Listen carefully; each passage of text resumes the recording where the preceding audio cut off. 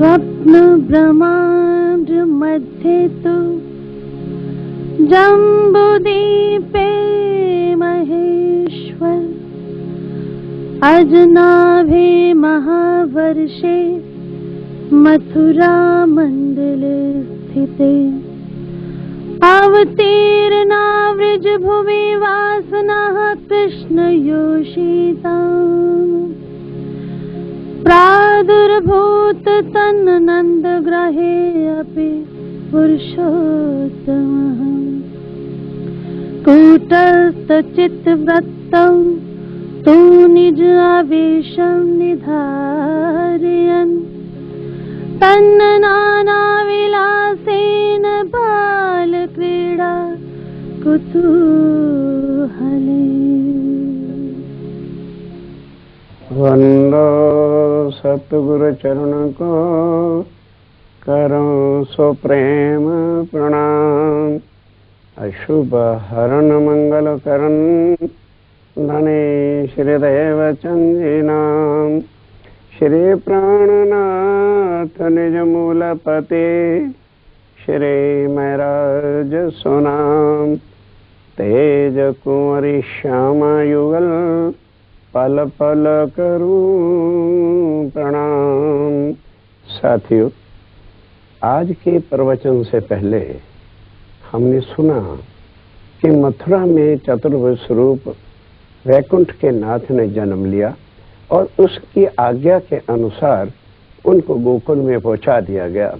तब उनके तन में अक्षर ब्रह्म की आत्म और अक्षरातीत की शक्ति ने प्रवेश किया और 7 परम धाम की आत्माएं जिन्होंने माया के दुख की चाहना की थी वो भी आकर ब्रिज और गोकुल की कुंवारी कन्या के तनों में प्रवेश किया और फिर अपने उस धनी अक्षरातीत प्राणनाथ को मिलने के लिए, उनको पता था, बाकी संसार को क्या पता कि इसके अंदर कौन सी शक्ति आकर के बैठी है, गई और बधाई दी। अब आइए क्या होता है ब्रिज के अंदर। आज तक मथुरा के अंदर से चलकर कोई आया तो नहीं। गोकुल में जब ये श्री कृष्ण जी का तन आया, जिनका नाम गर्गाचार्य जी ने बाद में रखा, और उसके बाद क्या होता है, जो इनकी इंतजार में बैठे थे तरदेवाओं को तो पता था कि हमारी सृष्टि के अंदर अक्षर ब्रह्म आने वाले हैं, पहले से ही सारा हुक्म से सारा काम करवा रखा था। उसके अनुसार अब शंकर भगवान जी दर्शन करने के लिए आते हैं। अब यहां हम सोचे, क्या नंद जी के घर पहले लड़के नहीं कभी पैदा हुए थे? 2 बच्चे पैदा हुए थे ना, 2 लड़के, बलदाव जी और कल्याण जी। तो उस समय शंकर भगवान जी क्यों दर्शन करने लिए नहीं आए? और अब माता यशोदा और नंद जी को तो नहीं पता है कि हमारे घर में क्या हो, तो लाला लाला ही कह रहे थे। शंकर भगवान जी ने आकर के दर्शनों के वास्ते डमरू बजाया और उसके बाद उनको भिक्षा देने के वास्ते अंदर से थाल भेजा गया, यशोदा मैया ने भेजा। और दासी ने जब आकर उनके दर्शन किए, भला शंकर जी के दर्शन आप ही सोचिए कौन सहन कर सकता है। ओ नीलकंठ गला, और वो इतना तेजमय स्वरूप, गले में जिनके सांप लटके हुए कारण इंसान का देख सकता था, बेहोश होकर गिर जाती है। तब यशोदा मैया ने जब आके देखा, वो भी पहले जिसमें हो गई, फिर पूछा बाबा क्या चाहते हो? तो उन्होंने कहा तुम्हारे घर जो मेरे लाला, आपके लाला है, वो मेरे प्रीतम हैं, जन्म जन्म से हम उनकी इंतजार करते हैं, हम उनके दर्शन चाहते हैं। जैसे तैसे करके यशोदा मैया जी लाए और आके जब दर्शन दिया तो वो तो टॉवल में लपेट करके लाए थे, इतना मुख ही थोड़ा सा नजर आ रहा था, तो भी शंकर जी उदास खड़े हैं। तब अब यशोदा मैया क्या समझे कि दर्शन क्या होते हैं। अब अंदर जो शक्तियां बैठी हैं और अक्षरातीत की, वो तो जानती हैं कि ये दर्शन किए बिना नहीं जाएगा। दर्शन मुखारबिंद के नहीं होते मेरे साथियों, दर्शन चरणारविंद के चरणों के होते हैं। तब उसके बाद श्री कृष्ण जी ने, यानी अक्षरातीत की शक्ति ने उनका अपने पांव मार चलाए और चरण जब नंगे हो गए, शंकर भगवान जी किस मुद्रा में, क्या प्रसन्नता में, जो आज दिन तक उनको कभी कैलाश पर्वत पर बैठ करके ये खुशी नहीं नसीब हुई होगी। आगे बढ़ते हैं, नैनों से नैन, कितने रस के साथ वो निहार रहे हैं और फिर अपनी जटाओं को लेकर उनके चरणों के साथ छुआया। ये है गोकुल का बाल स्वरूप। अब बाल स्वरूप पार ब्रह्म नहीं है, यहाँ दुनिया फिर धोखा खा जाएगी, क्योंकि वो लीला कर रहे हैं भाई ब्रिज में। तो बाल लीला के अंदर का ये मतलब नहीं है कि पार ब्रह्म जो है वो बाल हैं। चिदादित्यम किशोरांगन परे धामन विराजतम स्वरूपम सच्चिदानंदम निर्विकारम सनातनम। हम रोज ये श्लोक पढ़ जाते हैं, पर फिर कभी ध्यान किया कि वो तो किशोर स्वरूप है। लीला के अंदर अगर वो बाल लीला कर रहे हैं तो इसका ये मतलब नहीं है कि वो बाल हो गए, बाल तन के अंदर लीला कर रहे हैं। उसके बाद ब्रह्मा जी को सूचना मिली और ब्रह्मा भी आकर के चरणों में गिरे। अब ये सोचो, क्या कभी आज दिन तक जब से सृष्टि करोड़ों बार बनी है, तीनों त्रिदेवा आकर के किसी चरणों में हाजिर होंगे? ये प्रमाण है कि इस तन के अंदर वो शक्ति पारब्रह्म की और अक्षर की आत्म बैठ रही है, जो अभी हमने श्लोक भी सुना, उसके अंदर साफ क्लियर है, अपनी आत्माओं के साथ वो आकर के लीला कर। अब क्या होता है कि बात बढ़ गई और आगे जब उनका स्वरूप 8 वर्ष का हो गया तो इंद्र पूजन हुआ करता था हिंद के अंदर, लेकिन अब अक्षरातीत अपनी आत्माओं को कैसे इन देवी देवताओं का पूजन करने देते? मना कर दिया कि आप लोगों ने ऐ राधे, ऐ गोपियों, आपने नहीं पूजन करना। हमें तो धरती पर, हमारे पहाड़ों पर, हमारी जहाँ धरती है वहां अन्न देता है। इंद्र भगवान बारिश देता है तो क्या हुआ, पर अनाज तो धरती से पैदा होता है। ये लीला करके और अपने ही स्वरूप का वहां पूजन गोपियों से करवाया, अन्य देवी देव का पूजन नहीं करने दिया। और इस तरह से उन्होंने जो है इंद्र का भी अभिमान, गोवर्धन पहाड़ को उठाकर ब्रिज और गोकुल वालों को बचाया, लेकिन उसका कुछ भी बस नहीं चला। अब सोचिए और विचारिए, उसके बाद आत्माओं को ये कह के लाए थे कि तुम माया में जाकर के भूल जाओगी। अब माया को और टाइट किया, बच्चे आ गए, परिवार हो गया, तो जैसे जैसा माया बढ़ती चली गई, वो परम धाम की आत्माओं पर माया का आवरण आ गया और वो भूली गई कि ये हमारे धनी है। 11 साल की लीला के बाद अब सोचने की बात है, अब क्या होता है। 11 वर्ष तक यहाँ ब्रह्म लीला होती है, उसके बाद लीला खत्म होती है। और ये ब्रह्मांड भी जो पहला जिसमें अक्षरातीत आए थे, ब्रह्म लीला हुई थी, वो ब्रह्मांड प्रलय हो गया किस तरह से, जो आज दिन तक किसी ने नहीं बताया। प्राणनाथ जी ने आकर के ये भेद खोले। क्यों? उन्होंने लीला की थी वहां, इसलिए वो जानते थे, और वो कोई यहाँ संसार वाला पहचान ही नहीं सका क्या होता है। तब 11 वर्ष के बाद श्री कृष्ण जी गोपियों को क्या कहते हैं, गोपियों देखो भादो का कितना सुंदर चंद्रमी रात है, बहुत आनंद है, आज तुम घर मत जाओ, क्योंकि रोज संध्या समय गोपियां वापस चली जाती थी घरों को। आज मेरे साथ रात्रि को वृंदावन में चलो, वहां जाकर के बड़ी मधुर और अच्छे आनंदमय रास जो आपने कभी नहीं देखी होगी वो खेलेगी। तो ये बात सुनकर सब गोपियां क्या उत्तर देती हैं, ओ कृष्ण कन्हैया है। हम लोग तो कृष्ण जी के बिना नहीं ना बोल सकते, भगवान थे, परमात्मा थे, वो तो एक स्वरूप है, इसलिए कहते ओ कन्वा, ओ कृष्ण कन्हैया, तू क्या समझता है, हम कुलवंती नारी, हमारे पति हमारे घर है, और रोज तेरी बांसुरी ने हमें सता रखा है, जिसको सुन करके यहाँ हम आते हैं, हमें कितनी सताई जाती है, हमें कितने ताने मारते हैं, दुनिया कितना दुखी कर रही है, लेकिन तेरे प्रेम के कारण हम यहाँ पर आ जाते हैं। और रात तुम तो निर्लज्ज हो, बेशर्म हो, बेहया हो, और तुम्हें हर वक्त कामनाएं चढ़ी हैं। भाई ना, हम कुलवंती नारी हैं, हमारे पति राह देखते होंगे, हम रात्रि के समय में कुलवंती नारी किसी पर पुरुष के साथ नहीं जा सकती। साथियों, ये है माया। कहाँ पहले दिन आते ही तड़प रही थी कि हम अपने धनी के प्राणनाथ के कब दर्शन करेंगे, आज उन्हीं को कह रही हैं तुम कामी हो, निर्लज्ज हो, पर पुरुष हो। ये बात परम धाम के अंदर अक्षरातीत राज्य महाराज ने प्राणनाथ जी ने कही थी कि माया के अंदर जाके तुम मुझे भूल जाओगी, मैं तुम्हारे साथ रहूंगा।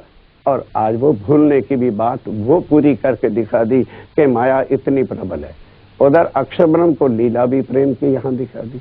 अब ठीक श्री कृष्ण जी कहते हैं, अच्छा गोपियों अगर ये बांसुरी सताती है ना, आज के बाद मैं बांसुरी नहीं बजाऊं। उसके बाद बांसुरी कमर में लगा दी, कभी बांसुरी नहीं बजी। गोपियां अपने घर चली गई। कह तो दिया गुस्से में कि तुम पर पुरुष हो। अब रात को जब कही हुई बातें याद करने लगी तब तड़पती हैं कि ओहो बड़ा गलत हो गया।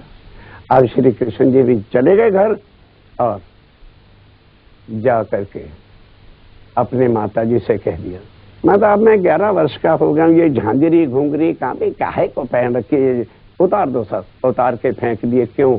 आगे तो नोइंगली पहन रखा था कि गलियों में से जाऊं तो गोपियों को पता चल जाए कि जमुना तट पे कृष्ण कन्हैया जी चले गए हैं, और अब उनको पता भी नहीं देना क्योंकि उनको दुख आ गया है।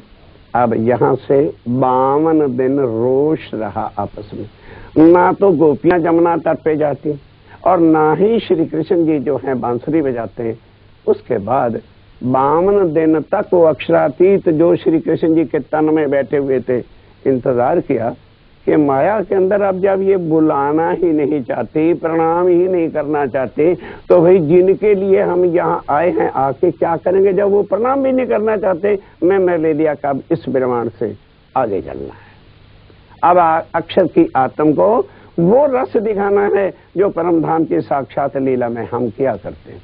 अब कैसे जाना है, ये प्रसंग जरा बहुत अच्छी तरह से मेरे साथियों भाइयों इसको सुना और विचार करना कि ओहो हकीकत ये थी जो आज दिन तक किसी ने बताई नहीं और प्राणनाथ जी ने आके बताया। क्या करते हैं, 11 साल 52 दिन के बाद संध्या के समय बलदाव जी और कल्याण जी के साथ वन में गौएं लेकर के गए हुए थे। तो बलदाव जी को कह दिया, भैया आप गौओं को लेकर के चलिए और मैं कल्याण भैया के साथ आ जाता हूँ।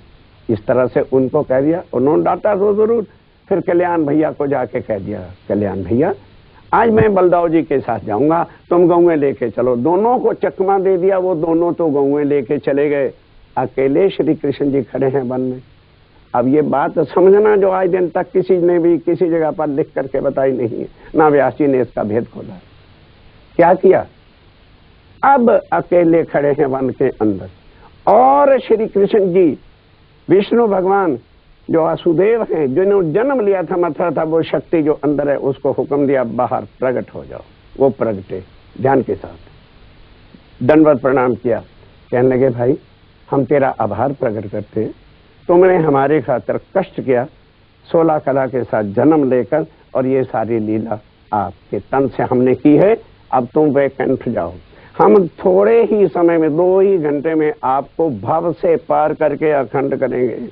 साथियों करोड़ों बार दुनिया बनी, विष्णु भगवान आए, त्रिदेवा बने, किसी ने अखंड तो नहीं किया। ये ब्रह्म लीला है। नाम जरूर है कृष्ण की बाल लीला, ना ना ना ब्रह्म लीला है, पार ब्रह्म की लीला है। उन्होंने दंडवत प्रणाम किया और चले गए। अब क्या रह गया, अक्षर की आत्म और अक्षरातीत की शक्ति। बार बार ये चीज पहले भी हमने आपको समझाई कि तन किसका था, विष्णु भगवान का। आत्म किसकी आई, अक्षर की। शक्ति किसकी आई, अक्षरातीत की। अब विष्णु भगवान को वैकुंठ भेजा, अक्षर की आत्म को ले करके भव से पार योग माया में प्रवेश किया। और वो भागवत में लिखा है, योग माया हरि आश्रित। जैसे ही ये वहां गए तो उन्होंने आके चरणों में दंडवत, चरणों में आके प्रणाम किया। हुक्म दिया कि एक किशोर स्वरूप अति सुंदर तेजोमयी मेरे लिए बना दो।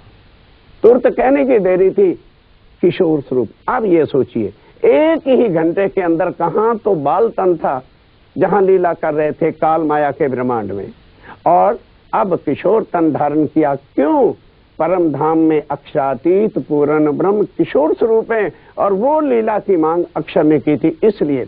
और हुक्म दिया, अति सुंदर एक वृंदावन रचाओ। मेरे साथियों, पहले कोई योग माया के ब्रह्मांड में भी वृंदावन नहीं था, नया बनाया। नौतन वृंदावन, नौतन चांदलो, नौतन जमुना तटसार। अति सुंदर चंद्रमी रात, पूर्णमासी क्या चीज होती होगी जो योग माया का वो चंद्रमा, वो तेजमयी और नित्य वृंदावन सज गया। वहां अब जाके खड़े हो गए। अब आओ इधर क्या होता है। वहां किशोर स्वरूप, पहले बंसरी बजाते थे एक बांस की लकड़ी की काल माया के ब्रह्मांड में, अब योग माया के अंदर नूरमयी बांसुरी लेकर वृक्ष के नीचे खड़े होकर के होंठों पे रखी। अब लोगों ने तो समझा ना कि बांसुरी बज रही है, उन गोपियों का नाम ले जाकर के स्वरों के अंदर बजाया, और वो बांसुरी बजी तो नित्य वृंदावन में अखंड में सुनी किसने?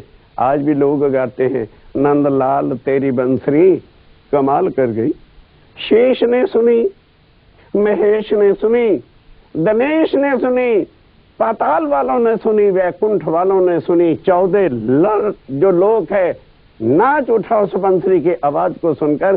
पर करे क्या, किसी को दिख नहीं रहा था ये बंसरी बज कहाँ रही है। ये लीला है उस पार ब्रह्म की। अब सुना जिसने वो पहुंचेगा वहां पर। इधर तो सारे लोक ने सुना, 14 लोकों ने सुना, देवी देवताओं ने सुना, सब ने सुना, पता ही नहीं कहाँ है, क्योंकि वो नित्य वृंदावन गौलोक के अंदर योग माया के ब्रह्मांड में, जिसका मैं अच्छी तरह से इससे पहले आपको विस्तार से बता चुका हूं। क्योंकि ये तीनों ब्रह्मांडों की चीज को समझे बिना पार ब्रह्म के स्वरूप की लीला को कोई नहीं समझेगा। ये काल माया का ब्रह्मांड है, आगे योग माया का अखंड ब्रह्मांड है, वहां से सीमा पार ब्रह्म की शुरू होती है और उससे आगे उनका दिव्य ब्रह्मपुर धाम।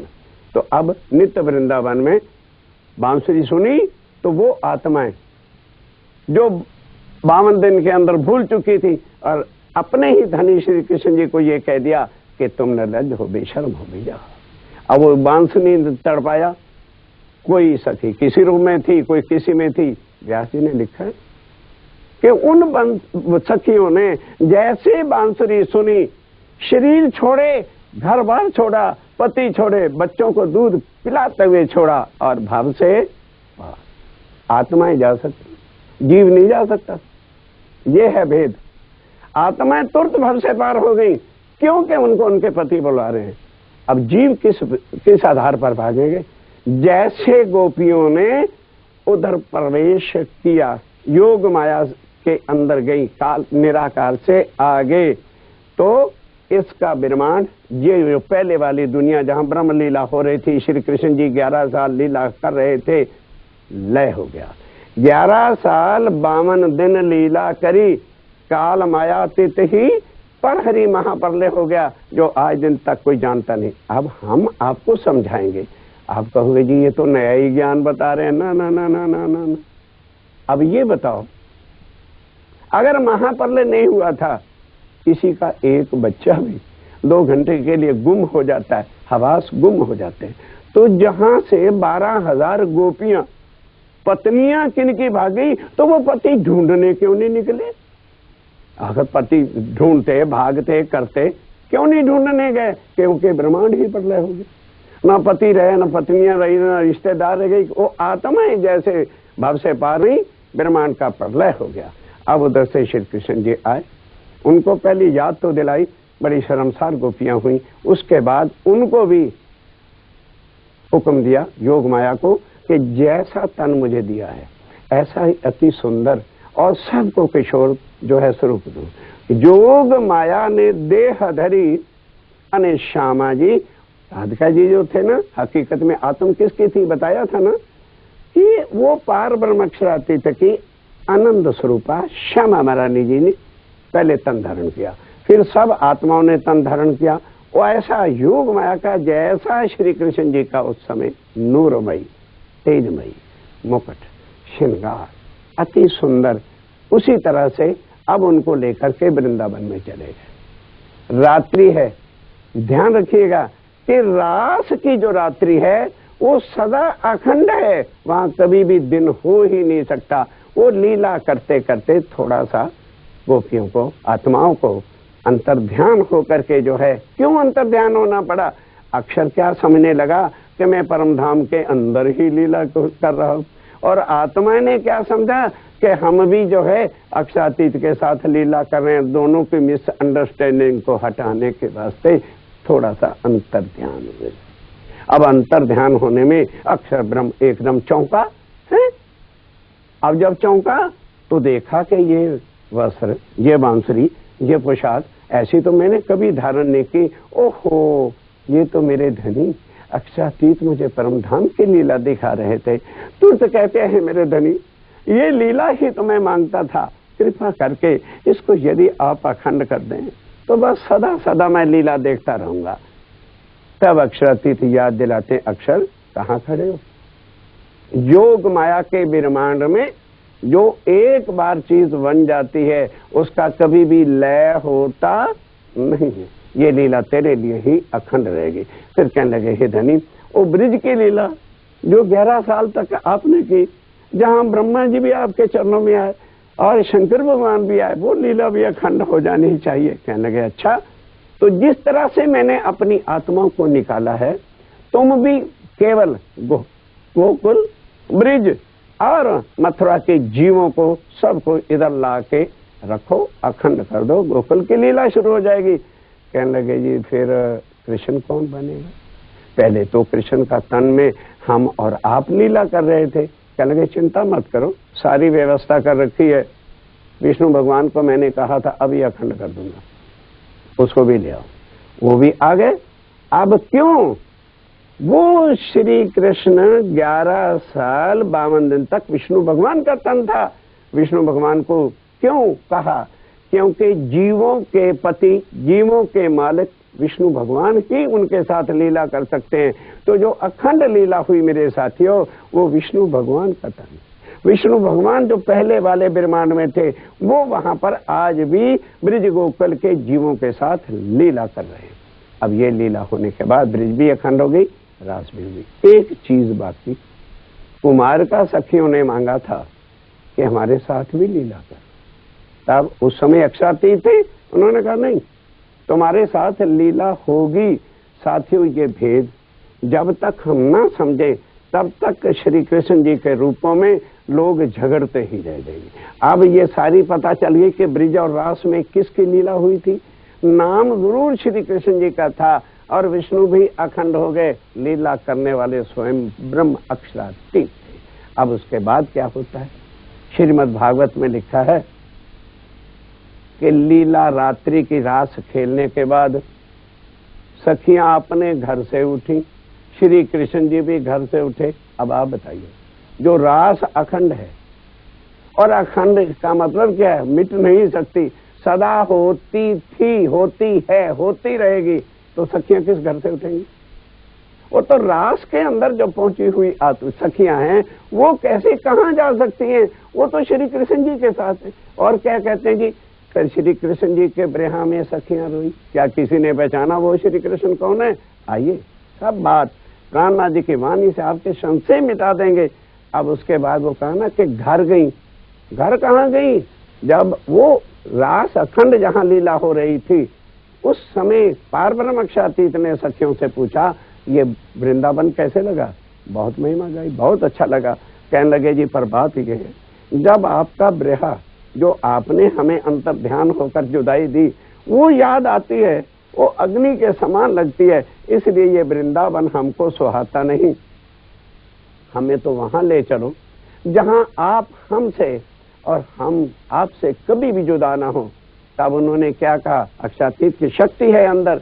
उन्होंने कहा वो तो फिर परम धाम है, चलो मैं वहां ले चलता हूं। उन्होंने कहा अच्छा। अब ध्यान के साथ, आत्माएं परम धाम गई, तन नहीं परम धाम जा सकते, परम धाम से आत्मा आई। क्यों? ये तन योग माया के है और परम धाम नूरमयी है, तो किस तरह से जाएंगे? फिर अक्षय ब्रह्म ने कहा था, मुझे लीला अखंड कर दो। अब कृष्ण जी के तन से अक्षरातीत, राधिका जी के तन से श्यामा महारानी, गोपियों के तनों में से आत्माएं निकल करके अपने परम धाम को गई। तन ज्यों के क्यों वहां पर जो है लीला करते हैं, आज भी वो लीला हो रही है। और उस योग माया के तन से श्री कृष्ण जी वहां हैं और राधिका जी वहां हैं और गोपियां हैं, लेकिन कहाँ है? वृंदावन के अंदर है। इस वृंदावन में कुछ भी नहीं, लेकिन लोग इस वृंदावन को जाते हैं, मानते हैं, सब कुछ करते हैं। क्यों? अगर अखंड वृंदावन है, अखंड रास की लीला हो रही है, तो फिर ये वृंदावन 14 लोक के अंदर है। श्रीमद् भागवत में ही लिखा है कि 14 लोक 5 तत्व 3 गुण का महाप्रलय में लय हो जाता है। तो फिर इस वृंदावन को पूजने वाले प्राणनाथ जी की वाणी सुनकर नित्य वृंदावन का ध्यान करें। यदि वो कृष्ण से मिलना चाहते हैं, श्री कृष्ण जी के दर्शन करना चाहते हैं, तो वहां जाए बिना तो दर्शन कभी हो नहीं सकेगा। पर वो भी अब योग माया का ही तन है। जो लीला करने वाले पार ब्रह्म अक्षरातीत थे, वो तो उस तनों में आज भी नहीं है। अब वही पार ब्रह्म ही प्राणनाथ बन करके यहाँ आए हैं और अपने साथ इस बार परम धाम का ज्ञान और अपनी निज बुद्ध लाए हैं, ताकि दुनिया वालों के क्षण से मिट जाएं और वो सारी बातों के झमेलों में से अब इसके बाद जो ब्रह्मांड बनेगा, तब जो है योगेश्वर श्री कृष्ण और वो लीला जो 11 दिन की हुई, जिसके अंदर 7 दिन गोकुल की लीला उन कुमारकाओं सखियों के वास्ते गौलोक की ये रचाई, और 4 दिन फिर मथुरा की लीला करके जाके कंस को मारा, वसुदेव और देवकी को जो है बंद से छुड़ाकर अब रुक्मिणी को लेकर के चले। अब विचार करिए, अगर ये वही श्री कृष्ण थे तो रुक्मिणी के साथ इनका क्या संबंध था? वो सारे भेद हम आपको प्राणनाथ जी की वाणी से आधार पर बताएंगे। अब वो आत्माएं जो परम धाम की थी, जिनके कारण ये ब्रह्मांड रचा गया था, वो वहां पहुंची, तो अब वो बातें याद आई कि हम तो भूलेंगे नहीं। तो अब वो बातें जब याद आई कि हमने तो अपने धनी को कह दिया था कि तुम निर्लज्ज हो, बेशर्म हो, बेहया हो, तो बड़ा काम गड़बड़ हो गया। एक बार यदि हमें और चांस मिले तो फिर ऐसी गलती नहीं होने देंगे। तब अक्षरातीत पार बन के फिर परम धाम में बैठ के कहा, धनी हमें एक बार भाई जैसे है और माया देखनी है, और अब 1000 बार आजमा लेना, हम कभी भी आपको भूलेंगे नहीं। और जब इस तरह से सारी बात होने लगी, तब अक्षरातीत ने कहा, भाई जब इनकी चाहना फिर बढ़ गई है तो फिर अवश्य तो पहले से ही अब देना ध्यान। अब उन्होंने सोचा, मैं बार बार इसी तरह जाऊंगा तो कोई मुझे पहचानेगा नहीं।